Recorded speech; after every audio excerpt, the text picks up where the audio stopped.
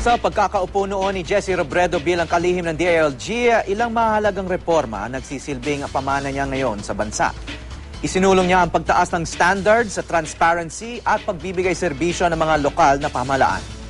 May news to go, si Lay Alves. Ang husay ng magsaysay awardee na si DILG Secretary Jesse Robredo sa local governance, bitbit niya ng pamunuan ng Department of Interior and Local Government. Isa sa maituturing na legacy na iniwan niya sa DILG ay ang pagsusulong ng transparency sa mga lokal na pamahalaan.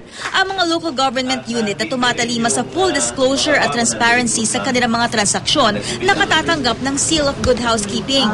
More documents, especially financial transactions of the LGUs, are now made available to the public. This is really an innovative strategy to, make our local governance systems more transparent,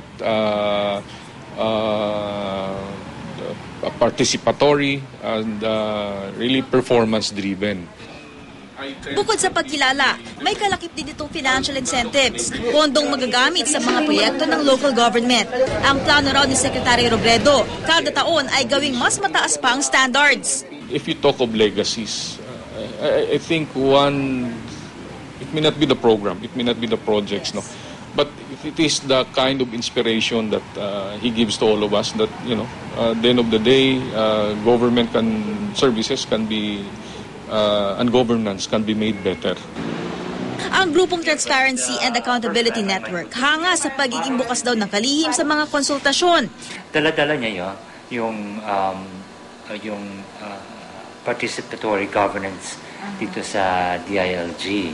So, ini-encourage niya yung participation ng civil society at mga citizens. Isa rin sa mga reformang isinulong ni Robredo ang tinatawag na ngayong anti-Apple campaign.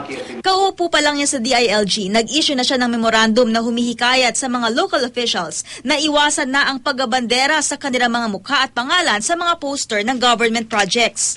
At the end of the day, he believes that public service is something that you owe to everyone because you're occupying a position of accountability, and the resources that you're using there would really belong to the people. Sa ilalim ng kanyang pamumuno, seryoso ring ipinatupad ang pagsukat sa performance ng mga LGU kung nakikinabang ba ang kanilang mga nasasakupan sa kanilang mga proyekto. Kada taon, 10 syudad, munisipalidad at mga probinsya ang kinikilala. Dati kasi, in my experience, ang DILG parang attack dog yan ng nakaupo.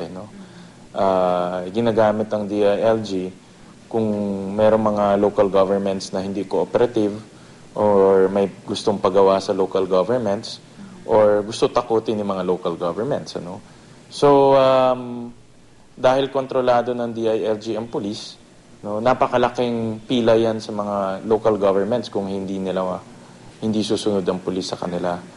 Pero with Secretary Robredo, sa kanya, hindi niya tinignan ng politika. Pinakamahalaga sa kanya yung pamamalakad or good governance ng isang syudad o probinsya o munisipalidad.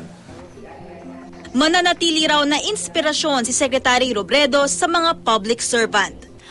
Lay Alves, GMA News.